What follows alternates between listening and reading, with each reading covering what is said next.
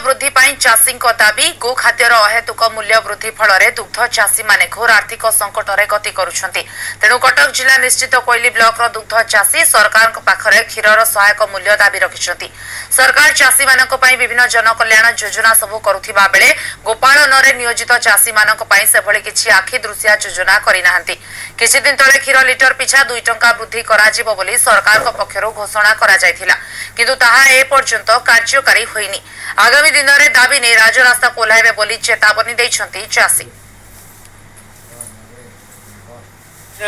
सरकार को अनुरोध करूँ आम चाषी मान किसी व्यवस्था करा जाऊ ना आम विकल्प व्यवस्था करा बाध्य हूँ। आम दाबी रोचे क्षीर रेट बढ़े दि जाऊ ना दाना रेट कमे दि जाऊ।